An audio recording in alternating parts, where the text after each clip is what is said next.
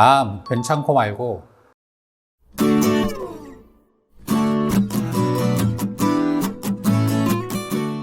안녕하세요. 닥터 이재순의 암과 면역 이야기입니다. 오늘은 통계에 관한 이야기를 해볼까 합니다. 우리는 살면서 여러 많은 통계 수치를 접하게 되고요. 암과 관련된 통계도 많이 보게 됩니다. 예를 들면 어떤 음식이 암 발생률을 몇 프로 낮춰준다던가, 어떤 치료를 하면 암 전이가 몇 프로 예방된다더라, 어떤 음식은 암 발생을 몇 프로 증가시킨다더라, 이런 식으로 암과 관련된 여러 가지 통계 수치들을 보게 되는 경우가 많습니다. 한 가지 재밌는 예를 들어보겠습니다. 4명의 사람이 있는데요. 편의상 A, B, C, D 4명이 있다라고 가정을 해보고, 한밤중에 길에 서 있는데 차가 한 대도 지나다니지 않아요. 하지만 이 길을 건너려면 500m는 거슬러 올라가야지만 횡단보도가 나오는 그런 상황이었습니다. 이 4사람한테 물어봤어요. 어떡할래? 무단횡단을 할까를 물어보니까 이 A라는 사람은 차도 안 오는데 나는 무조건 건넌다라고 대답을 합니다. 두 번째 B라는 사람한테 물어보니까 누구 하나 건너가면 쫓아가겠다고 얘기를 해요. 조건부로 무단횡단을 하겠다고 얘기를 한 거죠. 이제 세 번째 C라는 사람한테 당신은 어떡할 거냐고 물어보니까 절반 정도 건너면 나도 따라 건너야 되지 않겠습니까? 50%면 건너겠다고 얘기를 하고요. 마지막 D라는 사람한테 물어보니까 무단횡단은 싫은데 나 빼고 다 건너면 별 수 있나? 나도 건너야지. 이렇게 대답을 해요. 그럼 이제 이 4사람이 길에 서 있어요. 어떻게 될까요? 자, A는 무조건 건넌다 그랬으니까 건넙니다. B는 한 명이 건너니까 따라 건너게 돼요. 그럼 C라는 사람 입장에서는 4명 중에 둘이 건넜으니까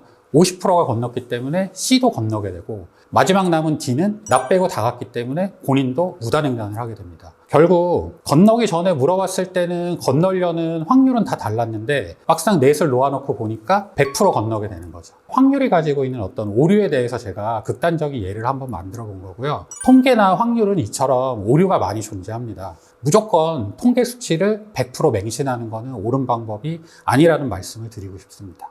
우리가 통계나 확률상 어떤 유의미한 수치 차이를 보인다라고 하면 그거를 100% 어떤 결론으로 도출을 하면 안 되고요. 과학적 입증이라는 단계를 거쳐야 합니다. 어떻게 보면 이 통계적 차이라는 거는 이 과학적 입증을 해야만 하는 어떤 하나의 근거라고만 이해를 하시는 게 좋을 것 같습니다. 우리가 익히 알고 있는 예를 하나 들어보겠습니다. 흡연은 폐암의 발생률을 올리죠. 그러면 제일 처음에 이 연구를 시작하는 사람은 흡연을 하는 사람과 흡연을 하지 않는 사람을 비교를 했을 거예요. 그래서 비교를 해보니까 담배를 피는 사람, 흡연을 하는 사람한테 암 발생이 많이 발생하네 라는 결론에 도달을 했겠죠. 하지만 이 결론만 가지고 담배는 폐암을 일으켜 라고 하면 안 된다라는 얘기죠. 담배에 대해서 과학적 입증을 통해 여러 가지 연구를 해보니까 담배 안에 들어있는 니코틴이나 타르 등 여러 가지 물질들이 폐암을 유발시키구나가 입증이 된 거고, 그럼으로써 처음에 흡연하는 사람들에게 폐암의 발병률이 높다라는 통계적 수치는 의미를 갖게 되는 겁니다. 즉, 최초의 통계적 수치의 차이가 나는 거는 이거는 내가 과학적 입증을 한번 해봐야겠구나라는 거를 시사해주는 그런 수치라고 이해를 하셔야 될 것 같아요.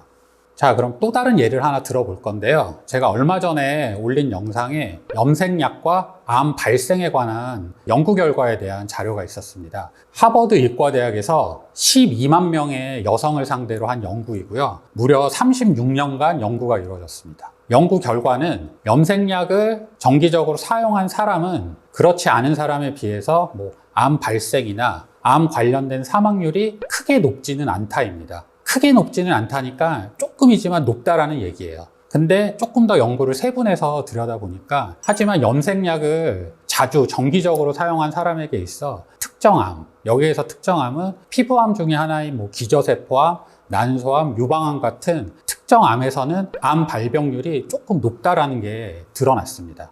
하지만 이 연구를 분석한 전문가들은 수치의 차이가 좀 나지만 그렇다 하더라도 염색약과 특정 암의 발병률 사이에 인과관계가 입증된 건 아니라고 결론을 내리게 됩니다.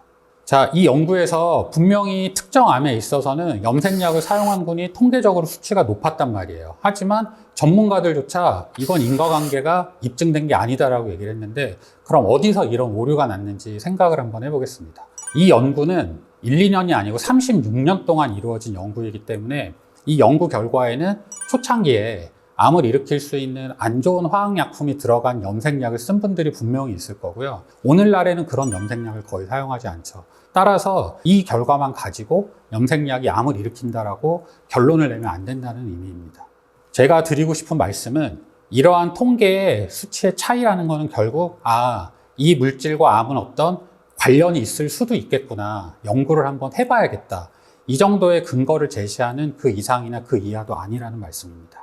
오늘은 통계적 수치가 가지고 있는 몇 가지 오류에 대해서 간단하게 이야기를 해보았는데요. 암을 이겨내기 위해서는 무엇보다 제대로 알고 이해를 하는 게 중요하다고 말씀을 드리겠습니다. 이상 암과 면역 이야기의 이재순이었습니다. 감사합니다.